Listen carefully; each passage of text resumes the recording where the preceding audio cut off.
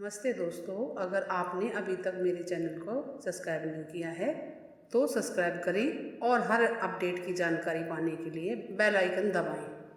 नमस्ते दोस्तों, अपरा एकादशी 2020 जानिए शुभ मुहूर्त, पूजा विधि, व्रत विधि, कथा। इस एकादशी का व्रत करने से अपार धन की प्राप्ति होती है और पापों से मुक्ति के साथ ही बनते हैं धनवान। दोस्तों, हिंदू पंचांग की 11वीं तिथि को एकादशी कहते हैं। यह तिथि हर माह में 2 बार आती है। पूर्णिमा के बाद आने वाली एकादशी को कृष्ण पक्ष की एकादशी और अमावस के बाद आने वाली एकादशी को शुक्ल पक्ष की एकादशी कहते हैं। इन दोनों ही प्रकार की एकादशियों का सनातन धर्म में बहुत महत्व है। वहीं ज्येष्ठ कृष्ण पक्ष की एकादशी तिथि को अपरा एकादशी या अचला एकादशी कहा जाता है। इस साल 2020 में अपरा एकादशी 18 मई सोमवार को पड़ रही है। अपरा एकादशी का मतलब है अपार पुण्य, अपार धन देने वाली एकादशी। धार्मिक मान्यता के अनुसार इस एकादशी से सभी प्रकार के कष्टों से मुक्ति और सुख सौभाग्य की प्राप्ति होती है। साथ ही इस दिन व्रत करने से कीर्ति, पुण्य और अपार धन की प्राप्ति होती है। वहीं मनुष्य को भ्रमहत्या, परनिंदा और प्रेत योनि जैसे पापों से मुक्ति मिल जाती है। इस दिन तुलसी, चंदन, कपूर और ऋतुफल, गंगा जल से भगवान विष्णु का पूजन करना चाहिए। इस एकादशी को करने से धन की देवी लक्ष्मी प्रसन्न रहती है और साधक को अपार धन संपत्तिवान बनाती है। इसलिए इस एकादशी को अपरा एकादशी कहते हैं। अपरा एकादशी 2020 का शुभ मुहूर्त। एकादशी तिथि प्रारंभ 17 मई 2020 को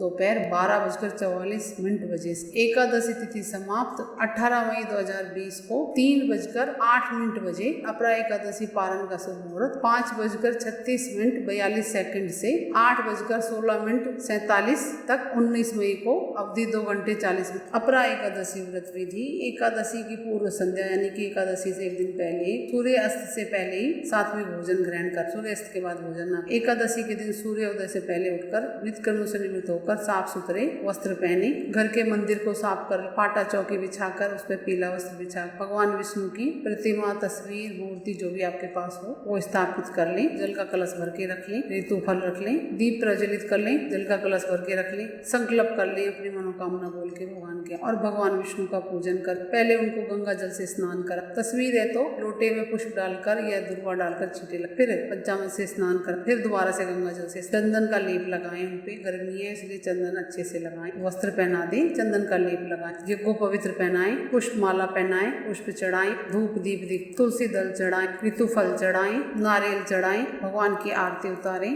कपूर से आरती जरूर। गलती होगी हो जाने अनजाने में उसके लिए भगवान से क्षमा प्रार्थना मांगी। प्रसाद वितरण करें। खुद व्रत रख रहे हैं तो पूरा दिन बिल्कुल भी अन्न का सेवन नहीं करना है। फलाहार ले सकते हैं शाम के टाइम फिर से विष्णु जी की आराधना पूजा कर, विष्णु सहस्त्र नाम का पाठ कर। भगवान विष्णु के पूजन में तुलसी दल, चंदन, गंगा जल और फल का प्रसाद जरूर अर्पित कर। और व्रत करने वाले व्यक्ति को इस दिन छल, कपट, बुराई और झूठ नहीं बोलना है। ब्रह्मचार्य का पालन करना है। इस दिन चावल घर में नहीं बनाने हैं, ना खाने, और ना प्याज, लहसुन, मांस, मदिरा का सेवन। विष्णु सहस्त्र नाम का पाठ करना चाहिए। एकादशी पर जो व्यक्ति विष्णु सहस्त्र नाम का पाठ करता है उस पर भगवान विष्णु की विशेष कृपा होती है और रात में भी जागरण करके ही भगवान के चरण में समय व्यतीत करना है। अपरा एकादशी का महत्व। धार्मिक मान्यता के अनुसार अपरा एकादशी अपार पुण्य फल प्रदान करने वाली पावन तिथि है। इस तिथि के दिन व्रत करने से व्यक्ति को उन सभी पापों से मुक्ति मिल जाती है जिसके लिए उसे प्रेत योनि में जाना पड़ सकता है। पुराणों में अपरा एकादशी का बड़ा महत्व बताया गया है। धार्मिक मान्यताओं के अनुसार जो फल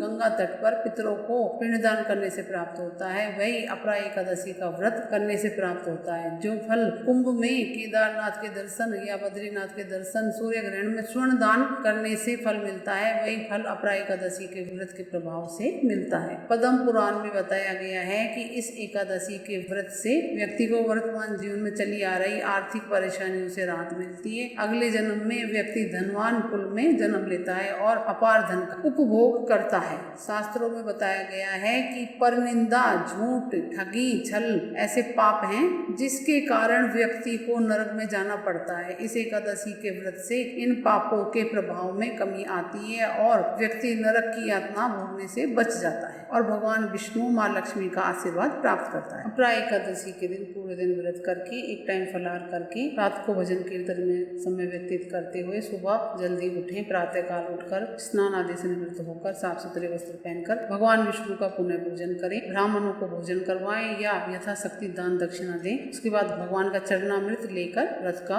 पारण करें और उसके बाद आप खुद भी भोजन ग्रहण कर सकते। अपरा एकादशी व्रत की कथा। प्राचीन काल में महिध्वज नाम का एक धर्मात्मा राजा था। उसका छोटा भाई वज्रध्वज बड़े भाई के प्रति द्वेष की भावना रखता था। अवसरवादी वज्रध्वज एक दिन राजा की हत्या उसने कर दी। उसके शव को जंगल में पीपल के पेड़ के नीचे गाड़ दिया। अकाल मृत्यु होने के कारण राजा की आत्मा प्रेत बनकर पीपल पर रहने लगी। उस मार्ग से गुजरने वाले हर व्यक्ति को आत्मा परेशान करती थी। अकस्मात एक दिन धौम्य नामक ऋषि उधर से उस रास्ते से गुजर रहे थे। तब उन्होंने प्रेत को देखा और अपने तपोबल से उसके प्रेत बनने का कारण जाना, क्योंकि वो प्रेत उनको भी परेशान कर रहा था। उन्होंने अपने तपोबल से उसका उत्पात का कारण तथा जीवन वृत्तांत जाना और ऋषि ने दयावश पीपल के पेड़ से राजा की प्रेत आत्मा को नीचे उतारा और परलोक विद्या का उपदेश दिया। साथ ही राजा को प्रेत योनि से मुक्ति दिलाने के लिए राजा को भी अपरा एकादशी व्रत करने के लिए कहा और ऋषि ने स्वयं भी अपरा एकादशी का व्रत रखा।